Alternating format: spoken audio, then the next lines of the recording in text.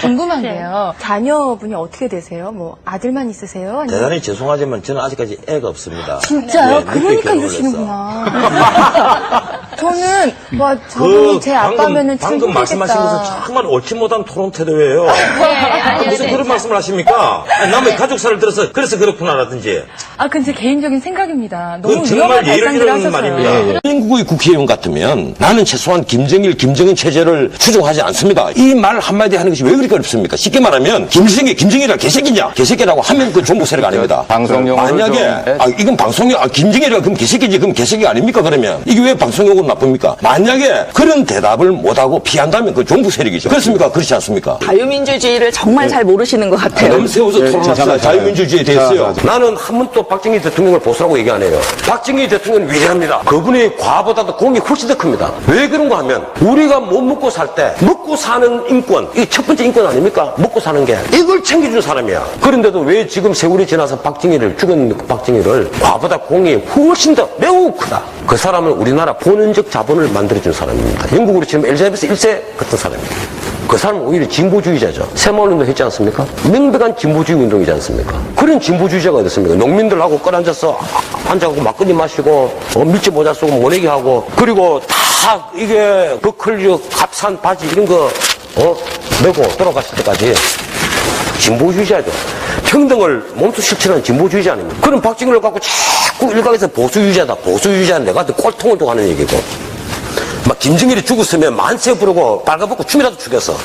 이런 사람을 보수주의자라고 그러고 박정희는 보수주의자 아닙니다. 지금 북한의 100만이 넘는 군대를 막을 수 있다 이렇게 생각합니까? 점차 줄여나가는 거죠. 제가 감히 말씀드리면요. 지금 같은 우리나라 안보 위기에서 30만 군으로 정예화가 충분히 가능하다. 이 얘기는 바로 명백한 포퓰리즘입니다. 그렇다고 해서 남지사처럼 거기에다가 더 엎친 데 덮친 격으로 모병제를 하겠다고 하면 어떻게 되겠어요? 좋습니다. 한 달에 봉급을 얼마씩 주겠다는 겁니다. 200만 원 정도는 줘야 됩니다. 200만 원만 주면 병사들 구름처럼 몰려올 것이다. 구름처럼 몰려오진 않죠. 그럼요. 정책적인 뒷받침이 필요합니다. 여기 들어오게 되면 대학도 갈 수 있게 해주고요. 직업교육도 받게 해주고요. 예. 아니 웃으시는데요.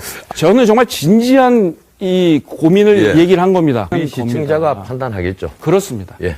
알겠습니다. 시청자가 판단할 겁니다. 약 10년 6개월의 군복무를 마치고 전역한 전원책 변호사는 변호사 개업을 한 후 변호사로 본격적인 활동을 시작하게 됩니다. 그는 해박한 인문학 지식으로 깊이 있는 논박으로 유명했고 법률가 출신으로 법학은 기본이고 해박한 정치, 역사, 문화, 경제, 철학, 군사학 등의 넓은 분야에 대해 지식을 바탕으로 논리를 갖춰 주장했기 때문에 상당히 설득력을 발휘하는 논객이기도 했습니다. 특히 육군 중령 출신으로 예편한 그가 다른 패널들과 군과 관련한 주제로 논쟁을 벌일 때는 비록 강한 어조였지만 대부분 맞는 말만 해서 시청자들과 네티즌들에게 찬사를 받았습니다. 그중 군과 관련한 유명한 일화로는 쉽게 말해서 김일성이 김정일이 개새끼라고 말하지 못하면 종북 세력이다라는 명언을 남겼습니다. 원래 지상파 방송에서 이런 비속어를 사용하게 되면 방송 심의에 경고 조치를 바로 받게 되지만 방송통신심의위원회는 김정일 개새끼는 맞는 말이기 때문에 욕이 아니라고 심사했습니다. 당시 권혁부 방송통신심의위원회 부위원장은 이 발언에 문제가 없다고 판단해서 문제없음으로 결론을 내렸습니다. 하지만 이 내용이 방송으로 나간 후 수많은 종북 세력들이 전원책 변호사에 대한 비판을 하게 되었고 전원책 변호사는 이에 곧바로 종북 세력들에게 바로 카운터 펀치를 날립니다. 나를 비판하는 건 상관없지만 내 말의 취지를 왜곡하면 안 되겠지요. 내 말은 종북으로 의심받는 분들이 왜 명백히 북한 체제를 추종하지 않는다고 하지 못하는가? 김정일, 김정은에 대한 태도를 밝혀라는 것입니다. 이는 사상의 자유와는 다른 문제입니다. 그 이유는 김일성, 김정일, 김정은은